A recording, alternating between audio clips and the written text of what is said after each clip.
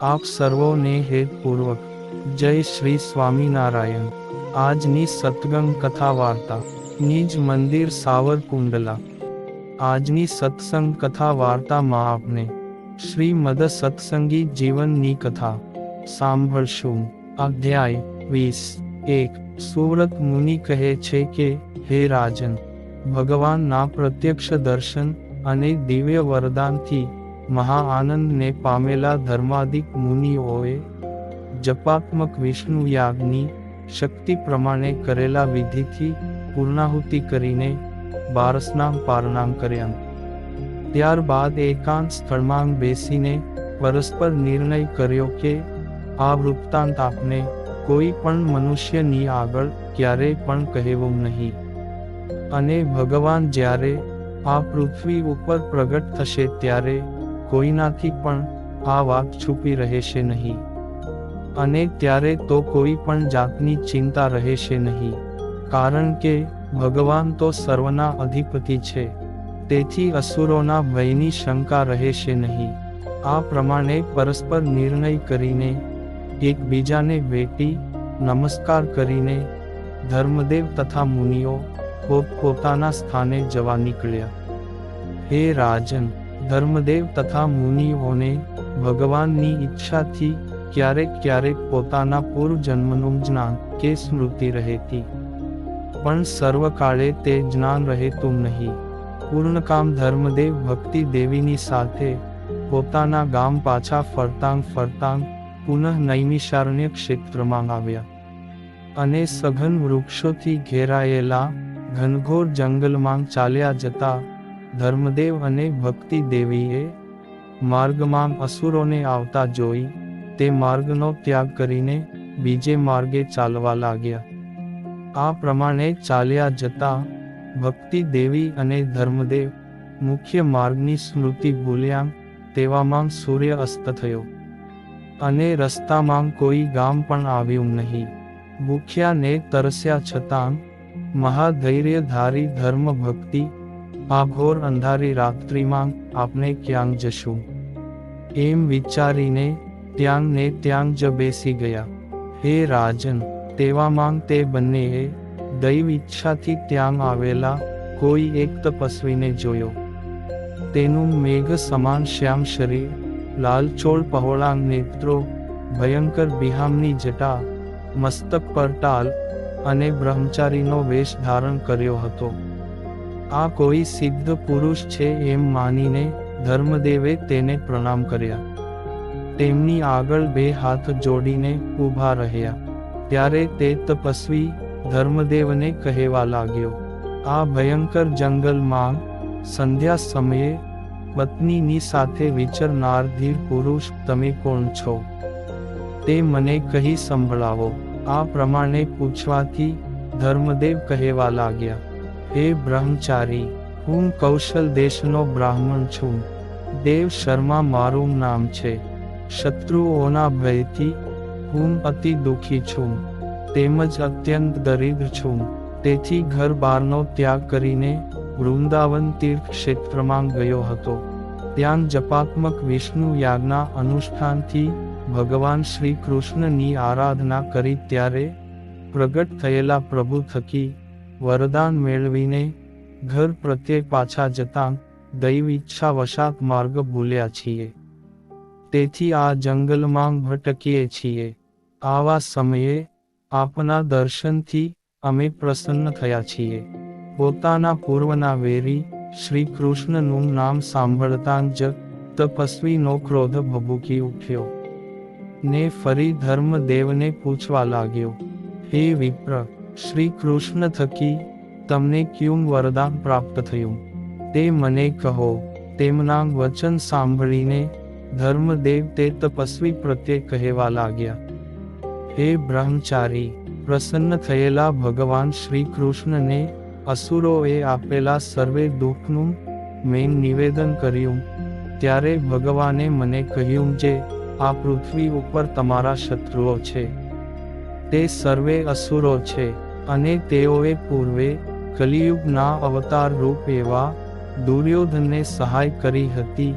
તેમાંથી કેટલાક અસુરો યુદ્ધને વિશે ભીમ અને અર્જુન આદિકને હાથે મરાયા, ને કેટલાકનો મેંગ અને બલરામે વિનાશ કર્યો, તેમાંથી પણ જે અસુરો વૈર બુદ્ધિથી પણ મારા દર્શન કે સ્પર્શ કરવા રૂપ સંબંધને પામ્યા, તે સર્વે દૈત્યો, દાનવો અને રાક્ષસો પોતાને ઈચ્છિત મુક્તિને પામ્યા. તથા જે અસુરો માયિક પંચ વિષયોના સુખમાં જ અતિ તૃષ્ણાએ સહિત દ્રઢ વાસનાએ સહિત મૃત્યુ પામ્યા, તે સર્વે અસુરો મારી સાથે વૈર રાખીને અત્યારે પૃથ્વી ઉપર ફરીથી જન્મ્યા છે. ધર્મ જ ભગવાનનું સ્વરૂપ છે એમ જાણીને મારું વૈર લેવાની અતિશય ઈચ્છાવાળા અસુરો, ધર્મનિષ્ઠ એવા તમને અને ઋષિઓ વગેરે મારા ભક્તજનોને પણ દુઃખ આપે છે. તે કારણથી હું તમારે ત્યાં પુત્ર રૂપે પ્રગટ થઈશ, અને દેવોના શત્રુ એવા તે અસુરોનો વિનાશ કરીશ. આ પ્રમાણે વરદાન આપીને ભગવાન અંતર્ધાન થયા, અને હું મારા ઘર પ્રત્યે જતાં અહીં આ નૈમિષારણ્ય અરણ્યમાં આવ્યો છું. સુવ્રત મુનિ કહે છે કે, રાજન, આવી રીતે ભગવાન શ્રી કૃષ્ણનો ઉત્કર્ષ અને પોતાનો તથા પોતાના મિત્ર દુર્યોધન આદિકનો અપકર્ષ જણાવનારી ધર્મદેવની વાણી સાંભળીને તે તપસ્વી અતિશય ક્રોધથી આકુળ વ્યાકુળ થયો, અને પોતાની દ્રષ્ટિથી ધર્મ ભક્તિને જાણે હમણાં જ બાળી દેશે કે શું એવો તે તપસ્વી દાંતથી હોઠને દબાવતો થકો ધર્મદેવ પ્રત્યે કહેવા લાગ્યો કે, હે વિપ્ર, તે શ્રી કૃષ્ણ ભલે તમારો પુત્ર થાય, તેના સર્વે ગુણ અને દોષને હું જાણું છું, પણ બીજાને એની ખબર નથી. મારા પ્રિય રાજા દુર્યોધનનું તે અપ્રિય કરનારો છે. અર્જુનના સારથી એ કૃષ્ણે મને અતિશય દુઃખ આપ્યું છે, અને હું તો દુર્યોધનનો મિત્ર અશ્વત્થામા છું એમ તમે જાણો. હે બ્રાહ્મણ, મને પ્રિય એવા અસુર સમુદાયને રાજી કરવા માટે અને મારા પૂર્વના વૈરનો બદલો લેવા માટે હું તમને શાપ આપું છું કે તમારો તે પુત્ર ક્યારેય શસ્ત્ર ધારણ નહીં કરે.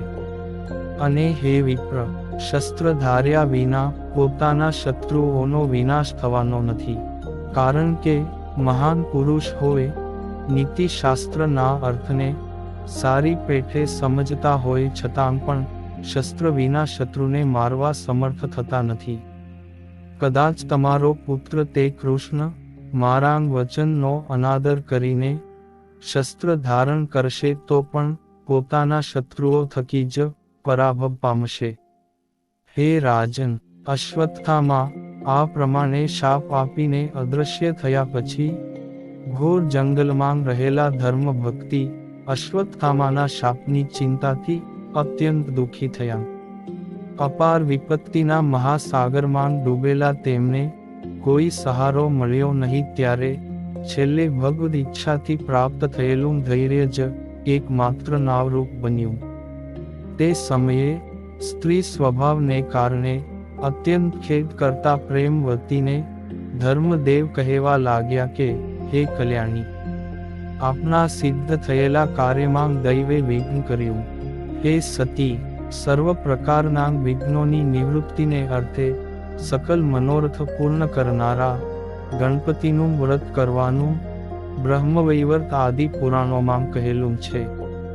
હે દેવી, આપના વિવાહ થયા પછી ઇટાર ગામે પાછા ફરી રહેલા મારા પિતા બાલ શર્માએ પણ વિઘ્ન સમયે આ વિઘ્નહર્તા ગણપતિજીનું વ્રત કરવાનો મને આદેશ આપ્યો હતો.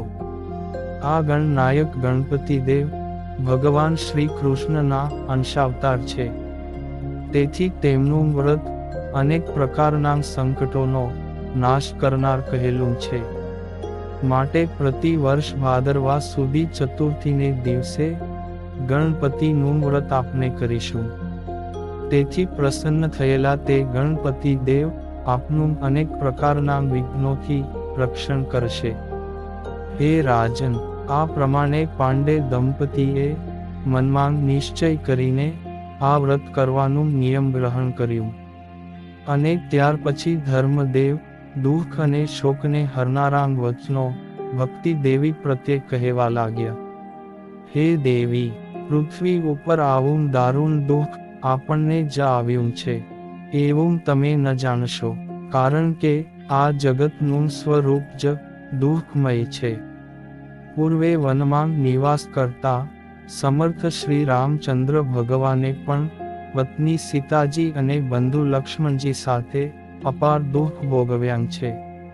આ પ્રમાણે કહીને ધર્મદેવે હનુમાનજીના મહિમાના વર્ણનની સાથે શ્રી રામચંદ્ર ભગવાનના લીલા ચરિત્રોની કથા ભક્તિ દેવીને કહી સંભળાવી.